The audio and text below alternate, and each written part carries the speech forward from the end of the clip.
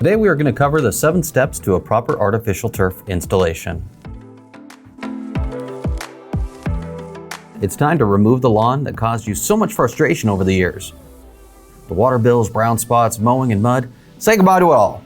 We recommend removing 4 inches of your existing lawn or base.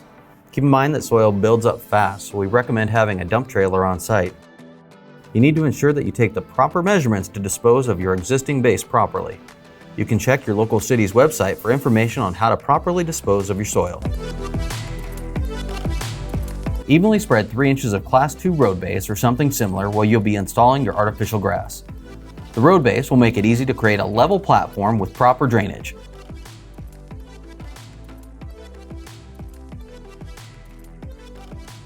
In most cases, we recommend using gopher wire and weed barrier to prevent vegetation and pests from sprouting through your new yard. Weed barrier is not recommended if you have pets. Lightly wet the area and go over it with a compactor until you achieve a smooth surface. Roll out your new artificial grass and be careful not to drag your turf across the freshly prepared base. It's best to allow your turf to sit in the sun for 30 minutes to an hour to let it expand prior to installation. If you're working with multiple rolls, it's very important that the blade direction and stitch pattern are facing the same way. Crossing the blade directions will result in a poor appearance. Carefully nudge and move your artificial grass into proper position. We recommend wearing knee pads to protect your knees and shins so you can manipulate the turf. A carpet kicker could also come in handy to stretch and maneuver the turf. Next, you'll need to make the appropriate cuts. We recommend using a box cutter or carpet knife. All cuts should be made from the back of the synthetic grass so you can see the stitch rows. When making the cut, leave 1/4 to 1/2 inch of turf over the edge of your border. This will help with the finishing touches at the end of your project. If you're working with multiple pieces of synthetic grass, this is the perfect time to secure your seams with seam tape and glue. Be sure that the blades of your turf are laying the same direction when seaming and the space between each stitch row matches. Place the red line of your seam tape down the center of the seam and make an S pattern with the glue on each side of the red line. Move turf into the place and let the glue set for 15 minutes.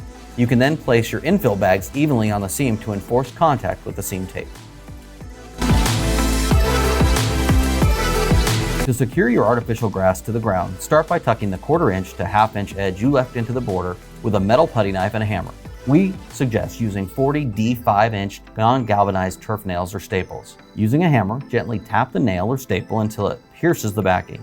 Disperse the turf blades with the fingers and drive the nail or staple into the ground. A nail or staple should be placed every 6 inches along the outside perimeter and every 2 feet on the inside areas. Be sure to reinforce your seamed areas with a few nails or staples. We recommend brushing the turf with a power broom or push broom before adding any infill.